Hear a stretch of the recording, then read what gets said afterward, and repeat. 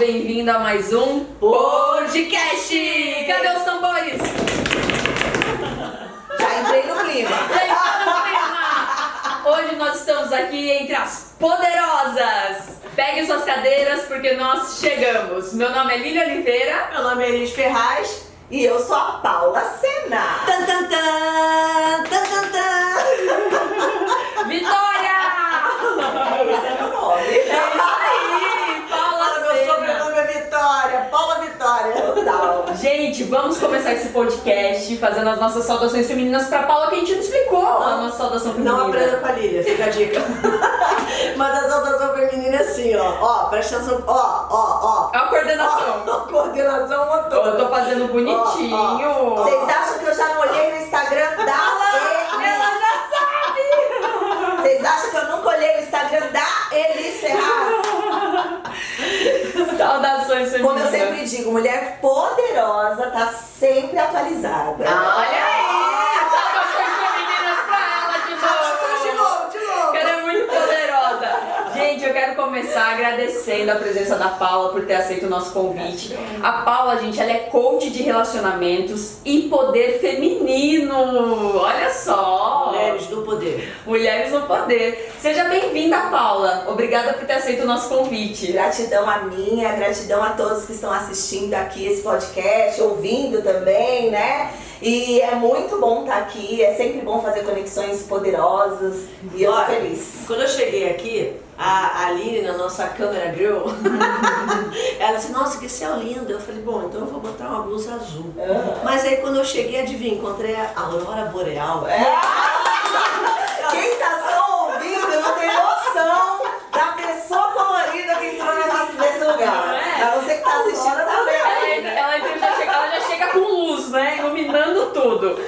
E olha que bacana, Paula, você tem uma história linda. Tive o prazer de te conhecer um pouquinho mais. E eu gostaria que você falasse um pouquinho da sua história e como você decidiu ser coach e trabalhar com o poder feminino, inspirando tantas mulheres. Conta um pouquinho pra gente. Não tem como a gente falar de onde a gente chegou, do momento que já estou vivendo, sem falar da minha infância, né?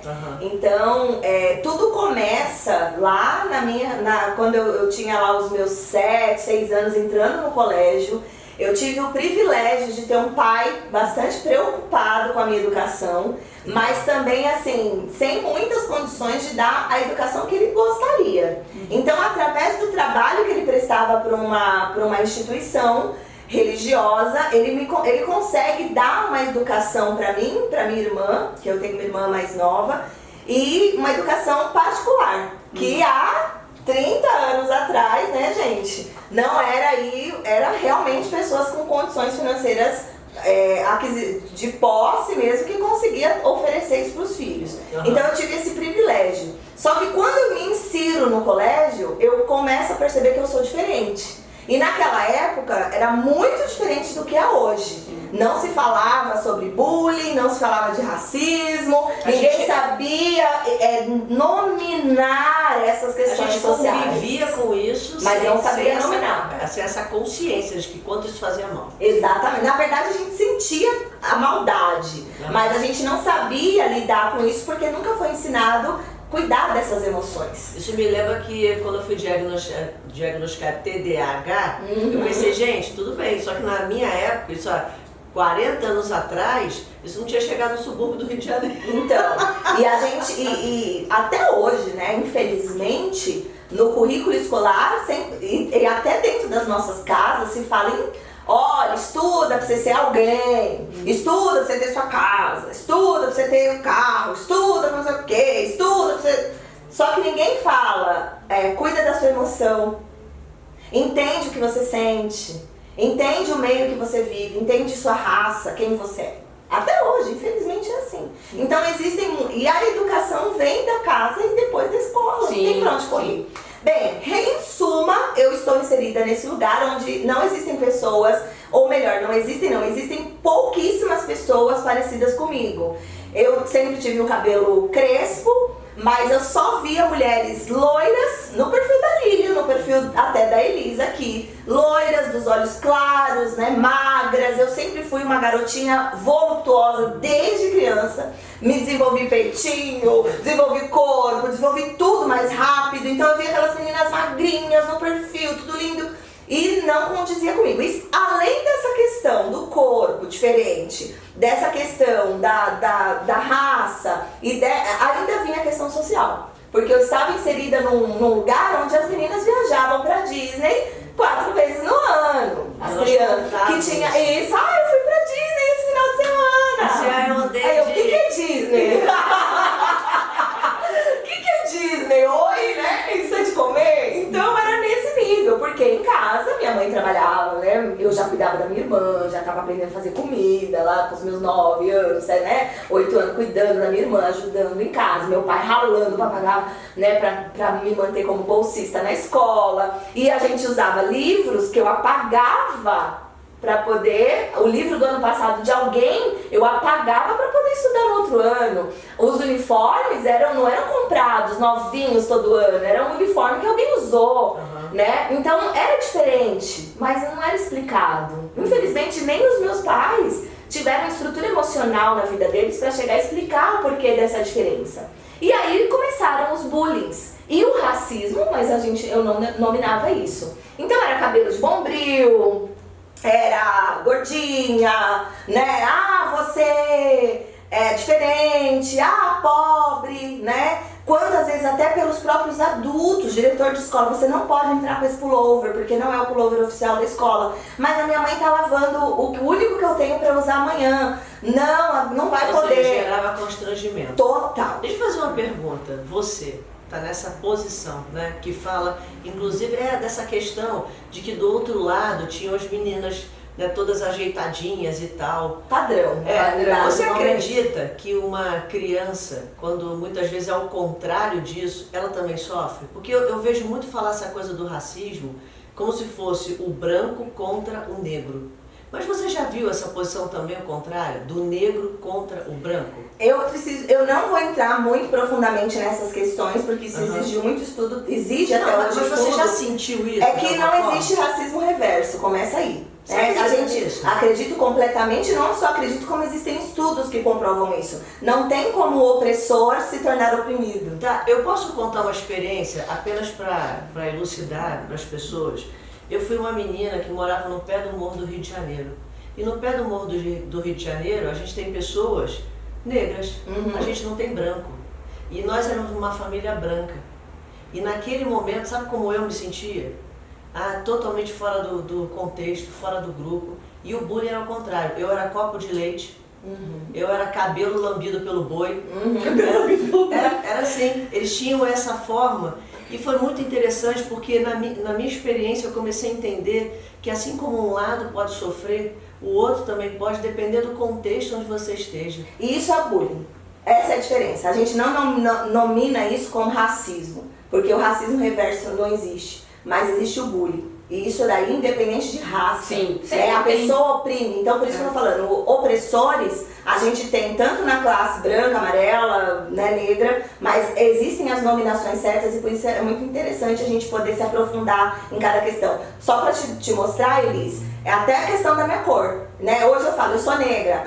Mas você não é negra, você é branca. E você talvez, mas você é assim por causa do sol. Eu ouço isso das pessoas. Mas eu tive que me estudar a minha origem, a minha ancestralidade para entender até essa questão do colorismo que existe, que poucas pessoas entendem. Então, eu sou uma negra de cor branca. Existe isso, né? E isso, dentro da negritude, existem aí classes de cores, os retintos, os não retintos, os de cor branca, né? Só não tem pardo, que pardo é papel, né? Isso daí quem inventou foi a sociedade, mas enfim, né, nominaram a gente assim. Mas pra voltar dentro do foco do que a gente tá falando, onde eu quero chegar com essa questão da minha infância? Sim. Que não existia trabalho emocional. Como eu não tenho um apoio emocional e nem entendimento dentro da minha própria casa, meu pai, por mais que ele venha de uma origem, de uma ancestralidade negra, né, minha mãe também indígena, com a minha avó era indígena, nem eles têm essa informação, eles não se reconhecem como raça né? Não se fala disso e, consequentemente, eu vou vivendo como branca, como parda, né? Como a branquinha, meu avô alemão, especialmente racista, meu avô na época fazia muitas piadas, a gente não entende, então eu não faço parte. Só que como eu não faço parte, chego num lugar onde majoritariamente é branco e eu não me enquadro ali. Fica confuso para uma criança, para uma adolescente. Sim.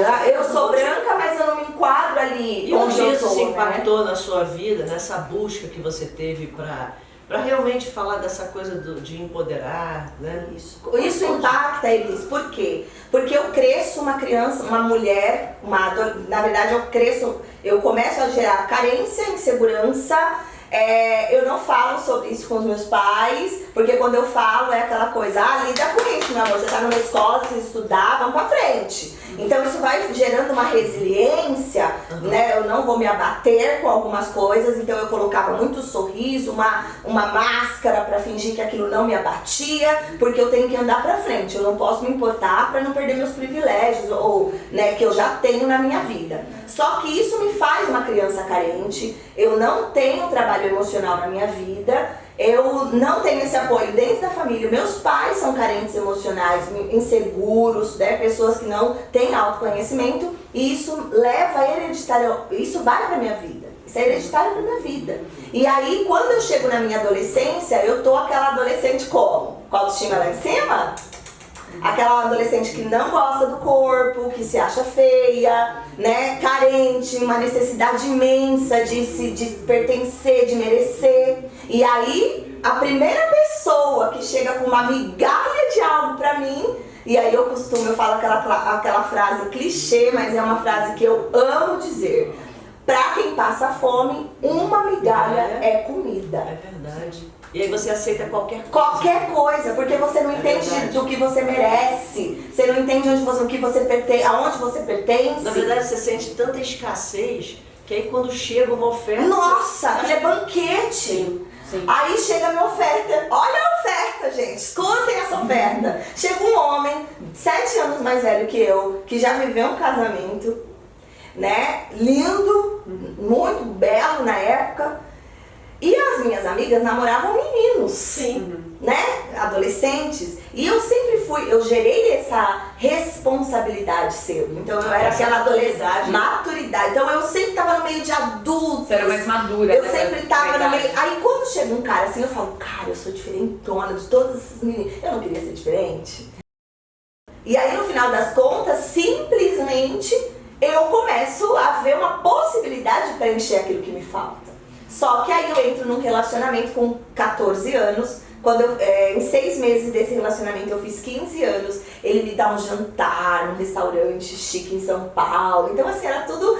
Eu nunca de fadas, Ele me leva pela primeira vez no McDonald's, ele me leva pela primeira vez no cinema. Eu não sabia o que eram essas coisas. Deixa eu fazer uma observação. Outro dia nós estávamos trabalhando um texto aqui e eu contando para ela o que significava em 1983 você ia ao McDonald's. Para todo mundo hoje isso é normal. Eu fico brincando nos Estados Unidos, eu ficava brincando com a minha filha, cara, quem comia mais no McDonald's em algumas áreas ali eram os moradores de rua. Até hoje em alguns lugares é assim. E aí você fica pensando, pô, no meu tempo, 1983, gente, pra eu comprar um hambúrguer no McDonald's. É caríssimo. Por isso era um evento. Era um evento no McDonald's. Por isso que o que ela tá dizendo é completamente real. Sim, e digo mais, a minha família sempre teve um sistema muito mais naturalista. Meu pai é vegetariano, minha mãe também é culinarista vegetariana. Então a gente, até hoje, eu não tenho uma necessidade de carne, tipo arroz, feijão, uma abobrinha, uma verdura. A verdura é mistura, mas tem gente que não consegue ver assim. Então a gente não ia. Eu nunca vi assim. E hoje a dependência animal é muito grande. Então a gente foi criado num sistema mais natural, né, mais naturalista. Então, e até a questão religiosa também impactava. Então comer no McDonald's tinha aquelas coisas subliminares que as pessoas falavam, né, não pode. E tem o negócio da carne. Então, cara, comer no McDonald's pra mim era um terror, né? Então, cara... Uma coisa quase escondida. Aí o cara vem com aquele desafio, não, vou te levar e dois, eu vou usar o bota a musiquinha, ganha hambúrguer. Eu falo, eu caso com você, querido. Ele me levou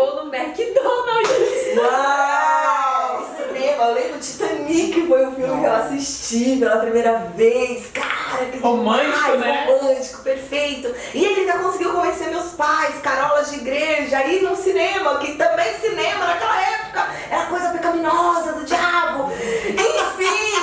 Enfim, tudo isso na minha vida. E sem controle emocional. Sem ninguém, sem um psicólogo pra gente conversar, que era caríssimo. Então, assim, essa questão social e emocional impactada o tempo todo. E essa carência me faz namorar esse rapaz.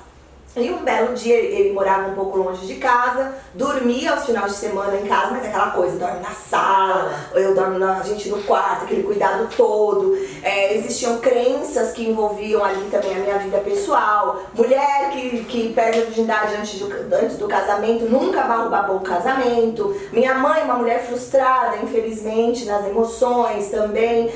Cuidado com os homens, cuidado com os homens, não senta no colo de um homem, né, aquela coisa. Os homens, né, mulher que engravida nunca mais tem uma... Enfim, eram tantas crenças limitantes. E o casamento dos meus pais não era um casamento moral, assim, que tinha que eu podia me identificar como um bom casamento. Então, gente, era uma destruição emocional. Realmente, era uma vida totalmente destruída emocionalmente, sem reconhecimento, sem nada. E aí... um dia eu tô dormindo, esse cara invade a minha cama e comete um estupro. Na época, eu nem sei o que tá acontecendo. Ele tampa a minha boca, ele tá na minha cama, tudo muito rápido e eu sou estuprada pelo meu próprio namorado, que no outro dia fala, era assim que tinha que ser, porque se não fosse assim nunca seria. Você nunca permitiria que acontecesse alguma coisa assim. E eu sou praticamente seu marido.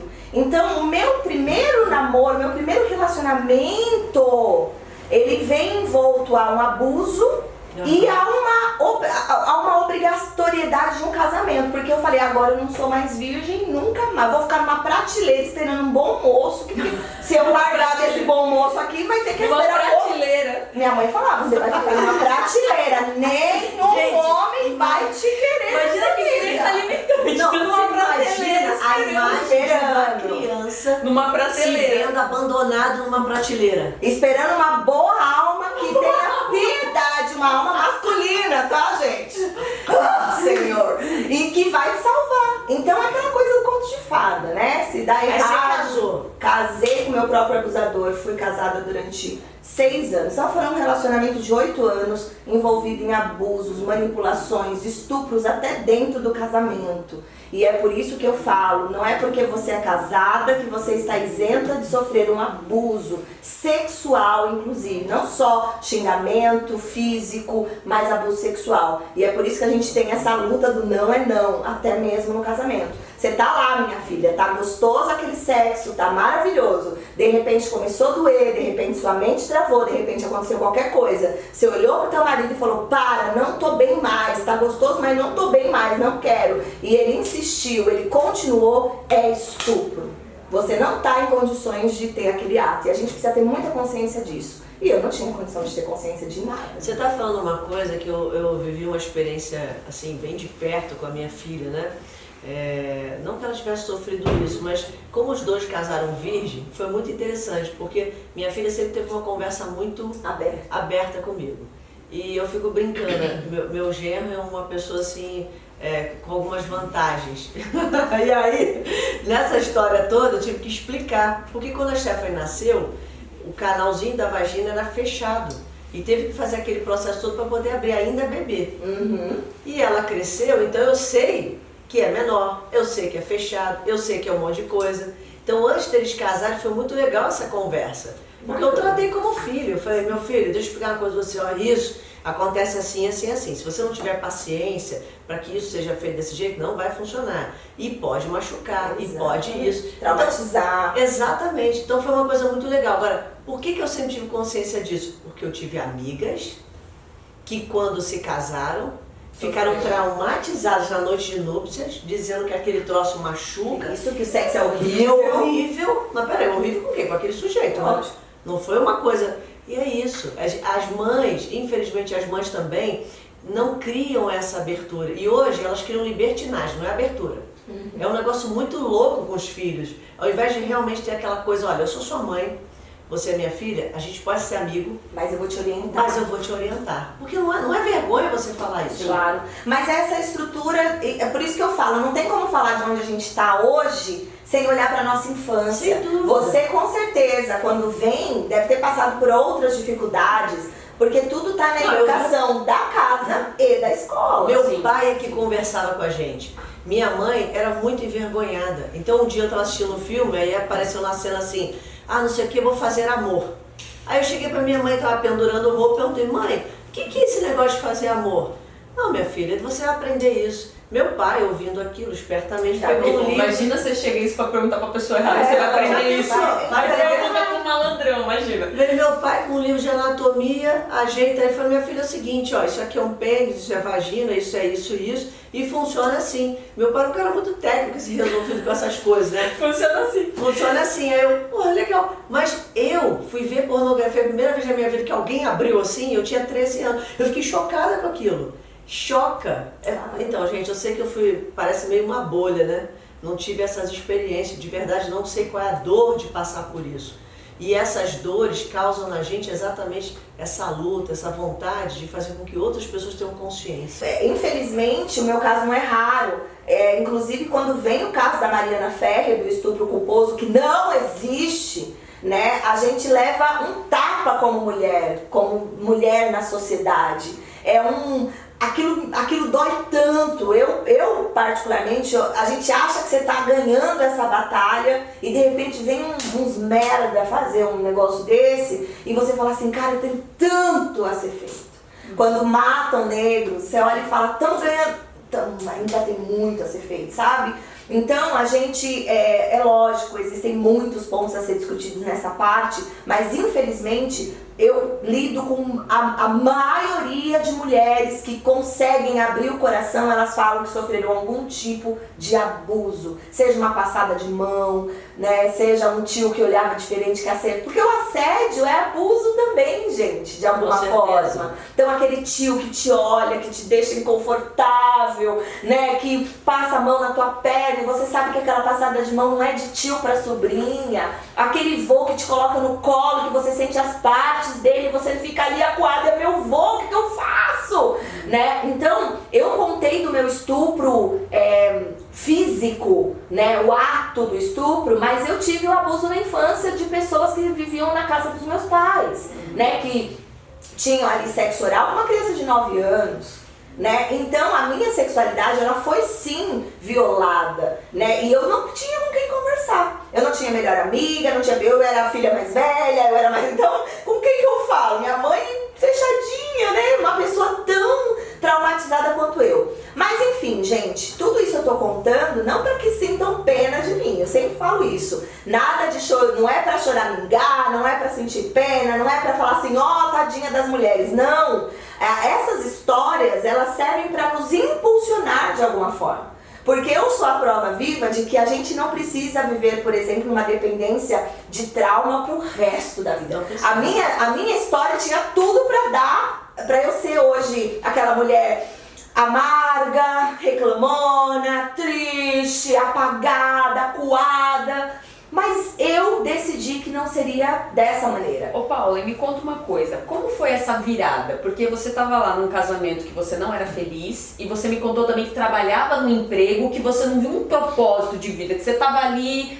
numa estabilidade, né, como funcionária pública, concursada, mas não era aquilo que você falava, não é isso. Como que foi essa virada? Como que você teve essa coragem de mudar essa história? Na realidade, Lilian, mais uma coisa que não é, que é, agora eu falo que eu sou uma raridade nesse aspecto, eu tive sinais da vida e soube intuitivamente ouvir esses sinais, que também não é uma coisa que todo mundo... Então, por um lado, infelizmente, eu não sou a raridade, por outro lado, eu sou a raridade, porque vários sinais, né, foram aparecendo de...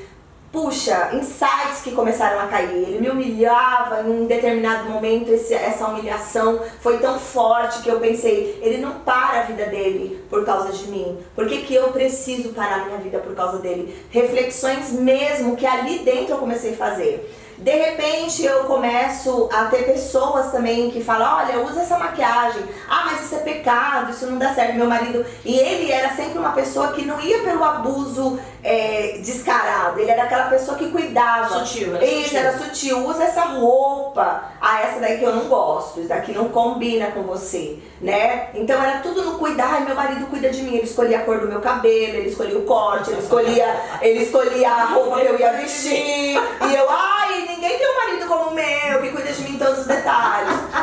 Senhora, não tinha vida. Se vocês têm marido que cuidam de vocês, abre teu olho. Na realidade, né, é legal ter uma pessoa que opine sobre o que a gente faz, né? E na verdade não opinar no que você, assim, não tem que. Eu falo que a gente não tem liberdade pra você escolher. É diferente você fazer o cabelo que você quer e quando você chegar em casa o cara falar, cara, esse cabelo, uau, amei. Ou não gostei tanto, quem sabe se você fizer assim, né? Dá opinião, eu gostei mas não tanto, mas se eu pudesse sugerir, eu faria tal forma. Ah, não vou mudar. Ok, você é linda pra mim, te amo dos A manipulação, jeito, né? ela vem sutil, gente. Ela não sutil. é tão descarada assim, não. Uma coisa engraçada, né? Porque, nossa, eu sou casada há 25 anos, né? Então eu posso contar algumas fases da minha vida bem engraçadas. Uma delas era essa. O Nilton era muito ciumento e aí ele fazia de um jeito que eu ficasse o mais reservada possível. Aí de repente quando eu comecei a ficar mais soltinha, eu falei, que isso, eu quero mais isso não, eu quero ser diferente e tal. E você vê que incomoda. Por quê? Porque cria, de certa forma, olha, alguém tá olhando, alguém tá vendo. Então, eu sei que às vezes, gente, é sutil, às vezes nem é consciente, mas que a manipulação acontece assim. Mas por isso que é importante o autoconhecimento de você falar, mas eu gosto assim, eu prefiro de tal jeito, eu trato você com respeito, mas você também tem que respeitar as minhas opiniões e ter esse diálogo, né? A linha tênue aqui é a imposição. Sim. É imposto ou é uma escolha sua? Exato. Né?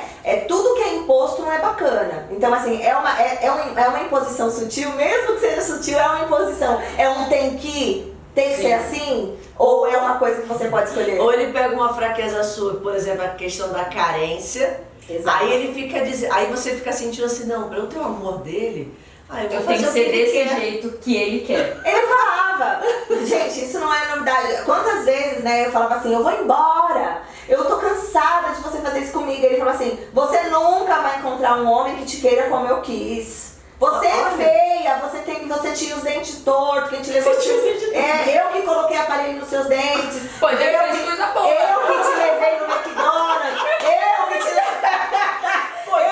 Eu te dei no McDonald's, entendeu? Meu amigo, agora o Big Mac tá mais barato.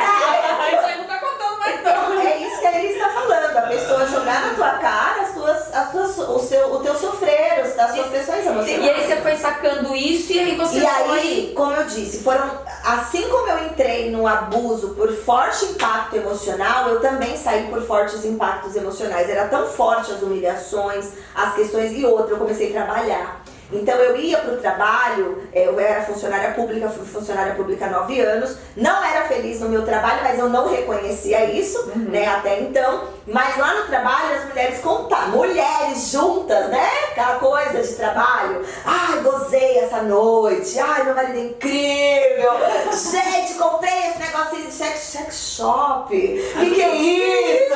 E aí eu casada lá tanto tempo e não me ligava, você não lê revista, aquela revista, né, tinha revista nova, revista não sei o que lá, sexy, você não lê, menina, eles ensinam posições, você não faz sexo. E as mulheres falam de sexo também, mulheres mais, né, antenadas. Gente, mulher... Não. Falam de sexo, mulher fala pra caramba. Elas falam escondido. Com riqueza de detalhes.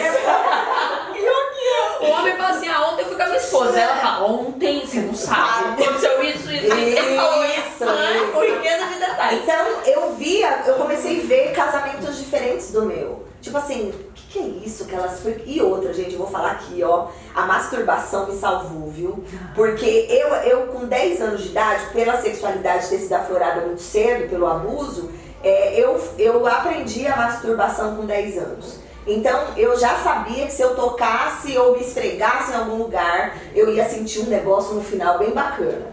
E aí quando eu tenho o estupro, a relação sexual, eu sei que a relação sexual tá vinculada a sentir esse finalzinho, mas eu não sinto.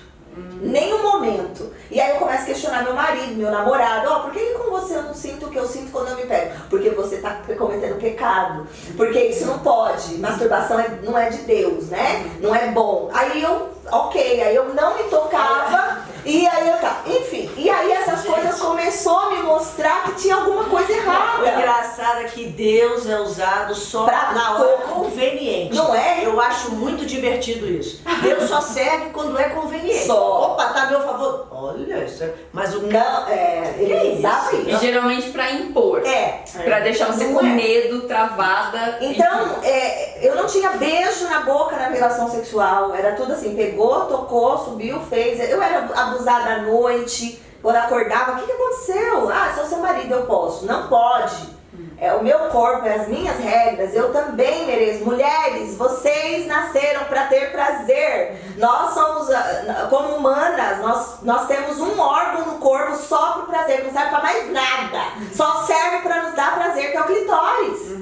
Então eu ensino isso claramente pra mulherada hoje, porque eu vivi a experiência de não poder me tocar. E não é que não poder, de acreditar que eu não podia, né? Que isso era errado. Então essas coisas, Lilian e Elis, foram abrindo os meus olhos. Eu comecei a ver pessoas que viviam coisas diferentes, que faziam coisas diferentes. E aí eu lembrava, cara, quando eu faço isso, realmente eu sinto uma coisa, e com ele eu não sinto, e tal. E eu comecei, esses insights que a vida foi me dando, eu fui aproveitando cada um deles. E aí um dia, foi ousadia mesmo, eu falei, um dia você vai chegar aqui em casa, eu vou estar com as minhas malas prontas e eu vou embora.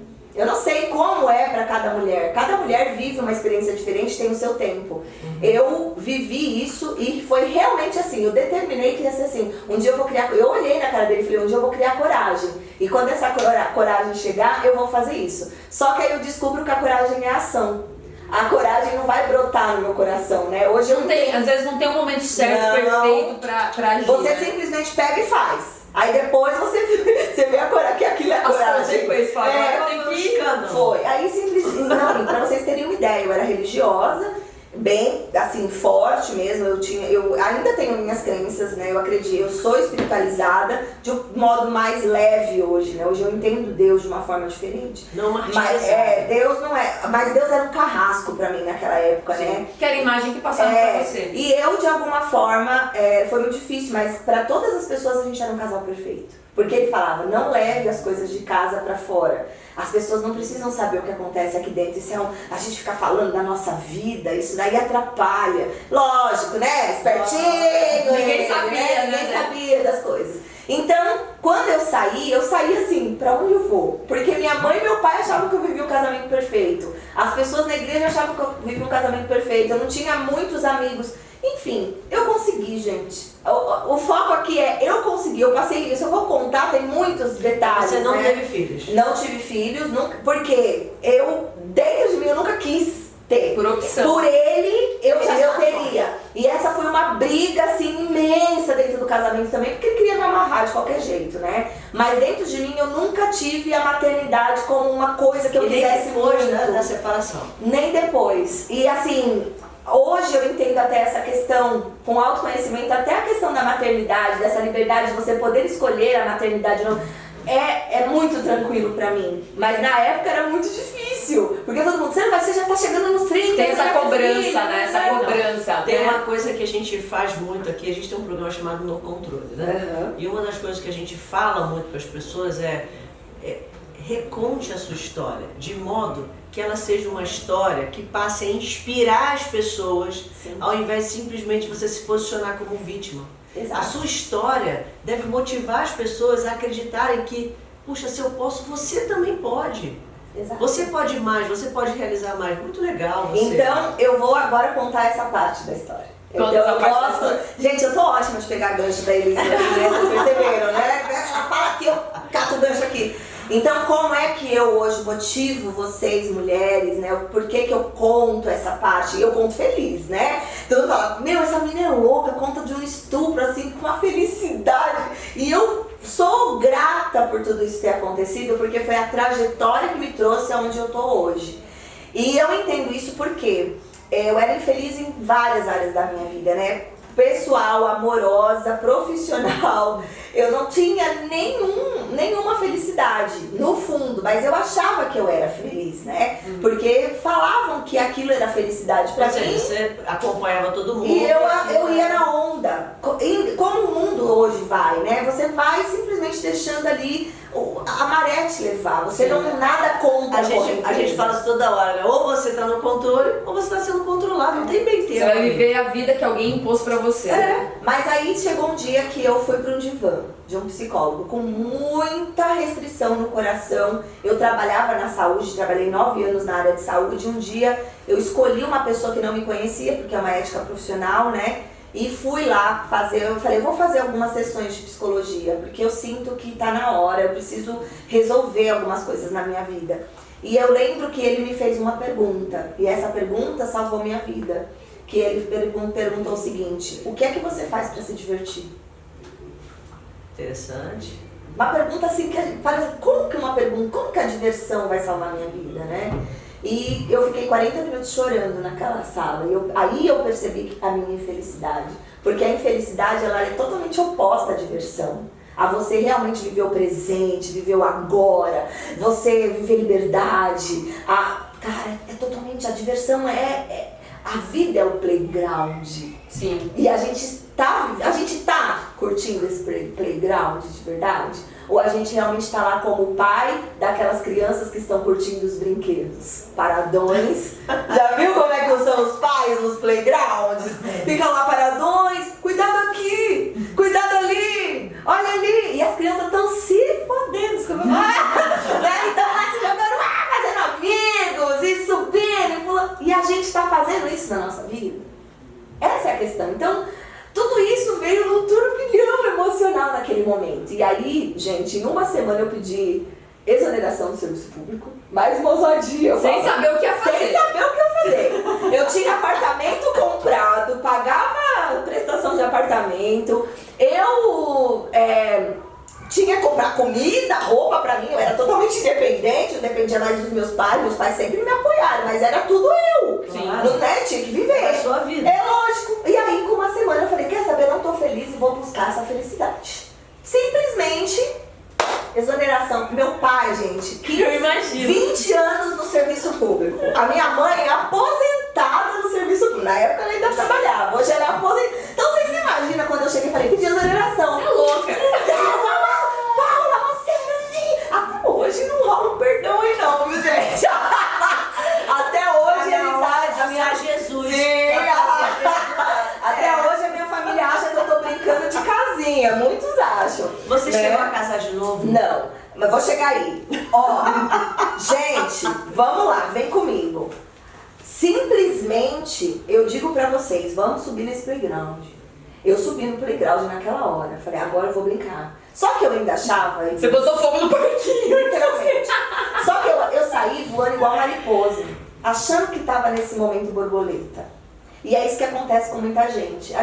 Você pode perceber que em toda essa trajetória de sair do casamento, sair do emprego, eu não cuidei da minha vida. E você tá a vida emocional. toda presa. Quando solta, Mas só que aí é o problema. Você solta e vai voar igual mariposa. não é? Você parece borboleta, já era. Mas Uma aí música inteira. E tem gente que ousa dizer que é passarinho, mas não é. Porque realmente passarinho e borboleta voam livres, fazendo aquilo, mas com uma diferença. Eles sabem exatamente o que eles estão fazendo. Eles se conhecem, o passarinho sabe o limite dele, a borboleta Conhecer também o limite, eles não, isso sabem é os limites, importante, eles sim. sabem das responsabilidades, eles sabem que árvores eles têm que pousar, eles sabem quais florestas que eles vão voar, eles sabem Porque que eles se conhecem, né? Eles se autoconhecem. Exato. E aí eu saí voando igual mariposa, eu brilhava na luz dos outros. Sabe? Eu ficava brilhando por aí na luz dos outros, fazendo coisa ainda pela perspectiva dos outros. Aí eu vendi bolsa, relógio, aí eu, entendeu? Aí eu fui pras vendas, fui bombeira, fui vender bolsa. sacoleira. E nada contra, viu? Eu respeito muito as mulheres que são vendedoras, Não, mas é que trabalham que... com essas coisas. Mas olha a cara, perspectiva dos pais. Peraí. ela saiu Você do não- serviço público pra vender bolsa e relógio, minha filha, né? Mas lógico, eu tinha uma perspectiva assim grandiosa. E lógico, muita gente acreditava, eu tenho um poder de persuasão muito forte. Vamos fazer, vamos. Mas eu não sabia onde eu queria. Aí veio a Mary Kay, né? Que entrou na minha vida. E aí eu comecei a ver o negócio, meu pai me apoiou nessa... Gente, quando eu chegou a Mary Kay na minha vida, eu já tava naquela fase, tipo, sei quantas prestações atrasadas do apartamento, fundo do poço, assim. Eu já tava ali... Pai, mãe, já tinha engolido orgulho, pedindo ajuda pra todo mundo. Pai, mãe, me ajuda. E nessa hora hora eu talvez... Eu falei pra você, e nessa hora eu repensava, será que eu fiz a coisa certa? Aí vem as dúvidas, será que realmente meus pais tinham razão? Será que as pessoas tinham razão? E eu fui pra Mary Kay, comecei a trabalhar, em 6 meses eu era diretora, em 1 ano já tava na meta do carro rosa, e aquela loucura, aquela equipe, aí vem o coach. Porque eu queria ser psicóloga, mas eu ainda tinha tanta crença limitante que eu falava assim, eu sou velha, 26 anos, como é que eu vou fazer 26 anos? 26 anos! Eu sou velha, eu não vou conseguir fazer coach, psicologia, ficar 5 anos na faculdade, com 40 anos eu já tenho que ter minha vida pronta. Ô, ilusão! Aí, no final das contas, eu fui e fiz o coach. E aí, gente, com 30 anos, eu já achando que eu tinha aí 10 anos pra fazer minha vida, com 30 anos achando que eu tinha achado a carreira dos meus sonhos. Vocês super recomendo os produtos, gente, é maravilhoso, mas eu vi na minha formação de coaching que eu tinha que zerar minha vida de novo. Cara, aquilo... Você recomeçou umas 4 vezes profissionalmente, né? Na verdade, foram 2 empresas, né, que não deram certo, e a Mary Kay foi a terceira, é isso mesmo. E era funcionário? E funcionaram 4 recomeços, é isso mesmo. E simplesmente, gente, só que assim, no coach foi encarar uma realidade, assim, e eu digo que sofreu porque crescer dói. Sim, e ali você olha e você fala assim, eu tô no marco zero ainda da minha vida, eu não sei nada. Mas ali foi o verdadeiro reconhecimento. Não era o reconhecimento de empolgação. Eu falo, gente, se você vai em algum lugar, você fica motivado, empolgado, só ali, naquela imersão, naquela palestra... Aquilo não tocou você de verdade. Porque na verdade o que aconteceu foi um momento de autoconsciência e transformação. Foi, né? Ali foi. Porque aí virou borboleta. Aí, na verdade, aí começou o meu processo de virar borboleta, né? Aí eu vi que eu ainda tava no casulo. Eu tava, na verdade, né? Eu tinha dado, vamos dizer assim, eu acho que tá no casulo, eu não tava, mas assim, eu tinha saído do casulo, mas eu tava mariposa, como eu falo. E me fala uma coisa, Paula, hoje como coach, você ajuda várias mulheres, você trabalha muito essa questão do poder feminino e a sua história, por si só, já inspira as pessoas a se autoconhecerem também. O que você mais gosta da sua profissão? Qual você acha que é a sua missão? Sabe aquela coisa que alegra o seu coração, você fala, é isso? A paixão. A paixão nisso tudo é que quando eu vi essa questão do desenvolvimento, a minha missão é desenvolver, é treinar, é ensinar. Porque eu vi que tudo isso foi tão desafiador fazer sozinha. Foi tão desafiador andar sozinha. Você aprendeu na tentativa e erro. Eu aprendi na tentativa e erro. Bati na cabeça ali. E hoje eu falo pra mulherada, vocês têm a opção de segurar junto aqui, ó, na minha mão. Vem comigo, cara. Agora eu olho e falo assim, isso foi tão bom pra mim ter alguém. Quando eu cheguei no coaching, alguém pegou na minha mão e falou assim, calma, vamos junto. Eu não vou fazer por você, mas eu vou te mostrar o caminho. E se fizer sentido pra você, vamos descobrir qual é o caminho que faz sentido pra você? Aí eu falo, tem caminho que faz sentido pra... Cara, aí você se emociona, você fala, cara, tá, não importa se você não sabe qual é o caminho que faz sentido. Vamos encontrar? Aí você fala, tá, eu quero. E não é empolgação, é realidade ali. Gente, é choro. Eu lembro que eu morava, né, eu já tava dividindo, você vê onde eu tava? Tava dividindo apartamento com uma amiga para ajudar nas despesas da casa. Ela, né, uma grande amiga. E aí a gente dividia, e ela ficava preocupada, porque tinha dias porque eu comecei a aplicar as ferramentas do coaching em mim. Né, eu comecei a fazer processo de coaching, eu chegava com as ferramentas, eu me trancava no quarto. Gente, sério, tinha dias que eu ficava 1 semana no meu quarto, assim, chorando, vencendo crenças, em imersão de vida. E eu tenho a minha amiga Débora pra contar essa história. Ela batia e falou, amiga, tá tudo bem, tem um prato de comida aqui, você quer comer? Eu quero. Aí eu saía pra comer no banheiro e eu com a cara inchada de olhar pros meus traumas, de olhar. E o último foi o abuso. Né? Depois que eu venci muitas questões pessoais, eu ainda não sabia com qual público eu ia trabalhar. Porque eu falei assim, eu sou coach de vida. Vida? Que tipo de vida, né? E aí veio o meu coach e falou assim, como é que a tua história vai impactar vidas? Você diz que a tua missão é desenvolver pessoas. Que tipo de pessoas que você quer desenvolver? Né? Que tipo de pessoas você quer treinar? Que tipo de pessoas que você quer levar essa mensagem que você está descobrindo? Que tipo de pessoas que você quer segurar na mão e ajudar? Aí foi a hora, me arrepio toda, ó. E aí foi a hora que dentro de mim eu sabia que eu tinha que olhar para a minha maior dor, que era o abuso. Entende? Eu tinha que perdoar aquele abusador que eu vivi durante 8 anos. Eu tinha que perdoar meu pai, a minha mãe, ó. Eu tinha que fazer esse movimento. Enquanto esse movimento não chegasse, eu não saberia quem eu poderia impactar de verdade. E a minha missão era impactar alguém. Só que aí, gente, eu sou mulher. Então hoje eu falo para mulheres porque eu entendo a dor, a sua dor, Lilian. Você talvez não tenha passado por um abuso, por nada, mas eu entendo a insegurança de uma mulher. Eu sei exatamente como é uma mulher insegura, como é os medos que a mulher sente, como é a nossa ansiedade para que as coisas aconteçam. Essa coisa que a Lilian colocou aqui, ai, a gente conta nos mínimos. Eu entendo, cara, a gente é mulher. Ela é alta amarela e não é? Fala!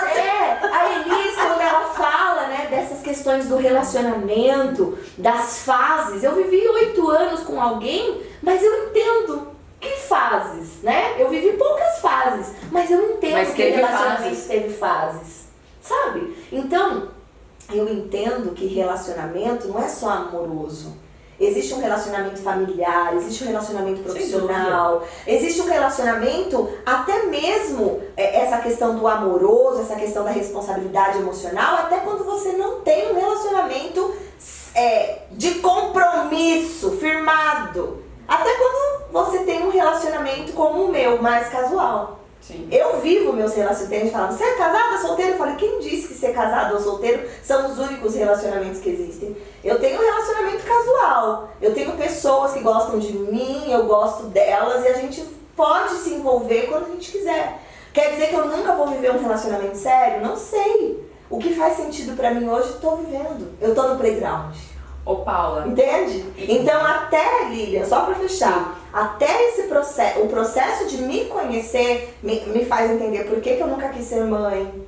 Por que até hoje eu não tenho um parceiro fixo, mas que não quer dizer que eu não tenha. Só assim sozinha nunca? Isso, aquela frase, né? Assim, sozinha e que nunca não tenha parceiros mesmo, gente que corre, que é leal, que ajuda, que traz aquela coisa boa, que me preenche, que eu preencho também. Então, uma coisa que eu costumo sempre dizer para as mulheres é o seguinte, gente, é importante a gente entender que isso que a Paula está trazendo é um modelo que ela adotou para ela, descobrindo aquilo que ela acreditava ser bom e verdadeiro. Não necessariamente é um modelo a ser seguido por todos, porque cada um precisa encontrar seu caminho. Se autoconhecer. Eu, por exemplo, nunca me veria, eu particularmente, nunca me veria vivendo desta maneira. Como eu me veria? E até porque eu sou muito resolvida nas coisas que eu quero, né? Eu gosto de ter alguém do meu lado, eu gosto dessa companhia constante. A pessoa que está ao meu lado é meu amigo, além de ser meu marido, além de ser um parceiro. Isso para mim é uma coisa extremamente importante. Eu não sei se eu saberia, quando eu era mais nova eu pensava em não ter filhos, mas não era porque eu não queria os filhos, é porque eu tinha medo, como eu era assim uma criatura persona não muito grata. Eu ficava pensando, nossa, meus filhos vão lá ser uma coisa, o que eu vou fazer com essas crianças? Então eu tinha pavor. E naquele momento, quando veio, eu falei, não, agora tem que dar certo. Então, o importante é você entender como mulher que você deve saber qual é a sua missão de vida. Qual é o caminho? Qual a sua jornada? Isso. Né? Então, cada um vai buscar a sua jornada, vai buscar o seu caminho e através dessa busca vai encontrar a felicidade, o que faz o seu coração bater. E aí eu quero entrar nesse ponto que lá no começo, né, o pessoal fala, nossa, enfim, as pessoas falam assim, mas como que você vai ser uma coach de relacionamento se você não tem um relacionamento? Aí eu falo, todo professor de história estava lá na Revolução de 30. Não é? Todo professor de história estava na Revolução de 30.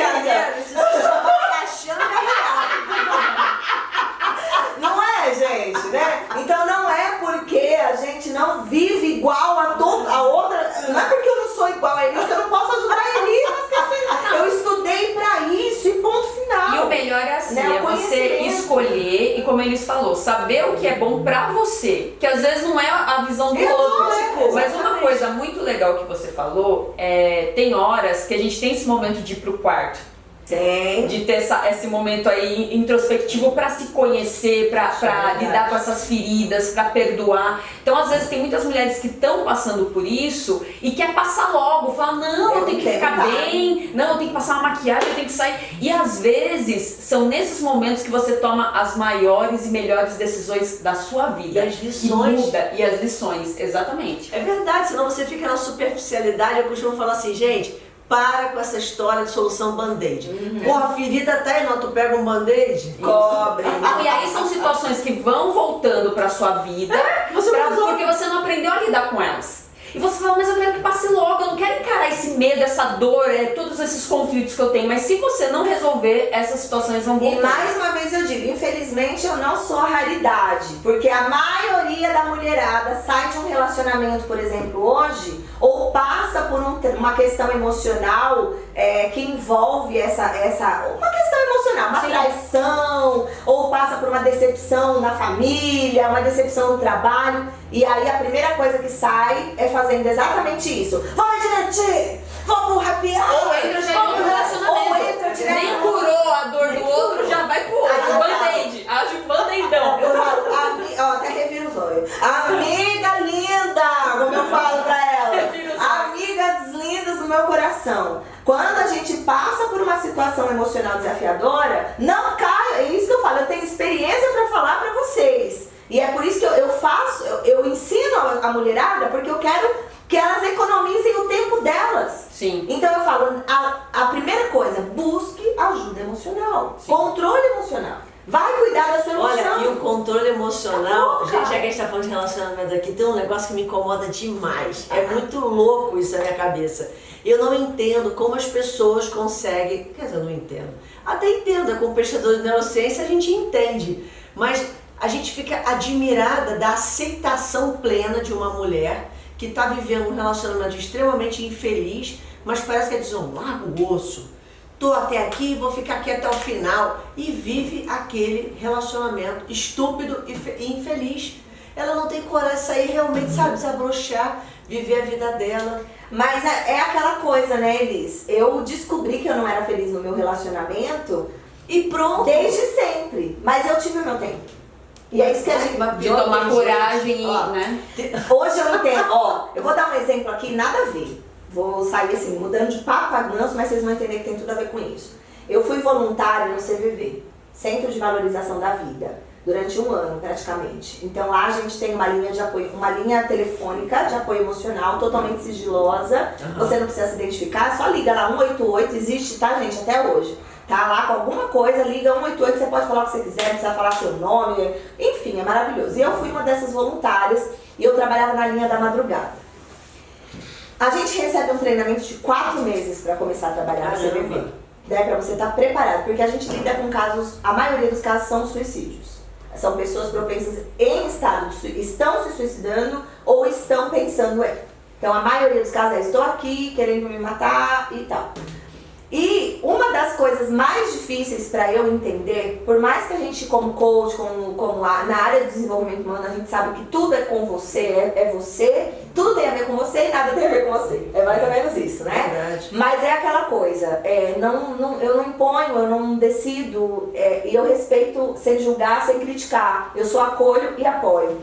Mas quando eu chego lá, eu tenho que olhar para a decisão de um ser humano de tirar a vida e entender que aquilo é uma escolha. É uma escolha, é verdade. E aí e agora qualquer coisa que você está pensando aí do outro lado, ou que você está refletindo, já é um julgamento, ou uma crítica. Sim. E não estou dizendo que a gente não vai julgar nessa vida, a gente sempre vai julgar. Não julgarás, mas sua vida é um eterno julgamento. É o que eu sempre digo. É por isso que eu falo que tudo tem a ver com a gente, nada tem a ver com a gente. Porque são seus valores, aí quando você vive uma situação, fere o teu valor, você não julga. Tem como. Sim. Mas aí a questão que passa é o que você vai fazer com isso que você está pensando. Mas muitos né? já se suicidaram mesmo? Existe, gente, a taxa de suicídio até hoje. Não, mas naquele momento do já, atendimento. Sim, já. Tem pessoas que estão. E você fica ali, eu tô aqui com você. A sua função é estar. Entendi. É estar presente. A pessoa não quer morrer sozinha, ela quer acabar com a dor. E você não tem que decidir por ela. Então é muito delicado você falar assim, cara, eu posso fazer, porque você deve estar pensando aí, eu posso fazer, me dá seu endereço, eu vou aí agora, vou chamar o bombeiro, né, e tal. Mas é uma decisão, não é que, não tô dizendo que o CVV não toma providências, tá, gente? Não é que a gente vai deixando as pessoas morrerem assim, não. E não é casos, assim, existem casos isolados. Então tem todo tem todo um protocolo. Mas o ponto que eu quero chegar é da escolha. Sim. Então, às vezes a gente olha uma mulher lá, vítima de uma violência doméstica, né, que apanha do marido, que passa por isso, vai para o hospital e volta com aquele ser e que não consegue sair daquele abuso. A gente se acostuma com coisas boas, mas a gente também se acostuma com as coisas ruins. Exatamente. E tudo se acostuma com a fera. Sim. Opa, a fera tá ali, mas aquilo se torna comum, familiar. Exatamente. É isso que eu tava querendo dizer, assim, muitas situações eu vejo uma situação assim tão... Eu tenho um amigo que fala assim, todo mundo tem o que merece. Eu falei, olha, até um certo ponto é verdade. Só que na hora que ela toma consciência de que aquilo ali já não tá bom, será que ela merece? A não ser que ela escolha estar ali e permanecer ali. Mas o merecer é a sua escolha. Exatamente. Então por isso que quando a gente fala que a gente tem o que a gente merece, é no sentido de que se você escolher plantar batata, não vai colher uva. Não tem pra onde correr. Enquanto ela escolher viver debaixo do abusador, ela vai continuar sendo abusada. Enquanto você escolher viver falta de prosperidade financeira, por conta das crenças que você tem, não lidar, você vai continuar vivendo aquilo. Agora, quando você entende o merecimento correto da vida, é que faz a diferença. Então, assim, pra mim hoje é muito delicado. Eu acho tão lindo quando as minhas alunas falam nos depoimentos que tem aí na rede social. E isso me emociona, porque elas falam sempre uma palavra que elas enxergam no meu atendimento: amor. Elas falam assim, Paula, você tem uma coisa que impacta a nossa vida, é o amor. E eu gosto de atender pelo amor. Essa coisa de você... E olha, gente, foi um trabalho muito forte em mim. Eu trabalhei em mim para poder ajudar alguém hoje. Porque as pessoas, elas não precisam de mais um dedo apontado. A sociedade já faz isso, especialmente nós mulheres, né, meninas? A gente já tem dedo apontado, a gente já tem aí essa questão social, assédio, abuso. A gente ainda é olhada como inferior diante dos homens, diante da sociedade. A mulher ainda tem tantos caminhos para serem... Ela ainda precisa ser inserida, receber salários melhores, né? Ainda a mulher preta, se for falar da mulher preta, ainda tem essa questão ainda da autoestima da mulher preta, né? De toda a opressão, enfim. Então eu olho com amor. Então quando uma mulher chega e passa por qualquer tipo de situação, ele sabe, como eu falei, eu não tô ali para dar o caminho, nem para decidir por ela, nem para dizer qual é o tempo que ela vai curar aquela dor. Mas eu tô ali com ela, com a dor dela. Vem aqui, é pra chorar? Então vamos chorar. É pra sorrir? Vamos chorar. Então por quanto tempo? Até quando? E vamos despertando, vamos despertando. Tem meninas que fazem os cursos, despertam rapidamente, vão pra vida, voam, e é impressionante. Eu acho que esse assunto tem até a ver com a nossa saudação feminina, porque ela diz, né? Quando você pega as 5 inteligências, você está no seu controle e você traz pro coração. Exatamente. Essa é a mensagem que a gente sempre procura passar para as pessoas. Que entrevista, né? A gente vai chegando aí no final. Eu quero agradecer muito a Paula. Paula, foi assim, muito intenso. Foi.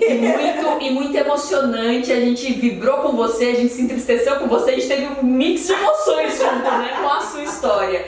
E eu gostaria que, para encerrar, dá uma dica de ouro para essas mulheres que estão nos assistindo. O que você gostaria de falar para elas? A primeira coisa que tem a ver até com o que a gente estava conversando aqui é que felicidade, a gente tem essa ideia de felicidade como se fosse uma caixinha guardada no topo da montanha, lá na cidade de Imagina.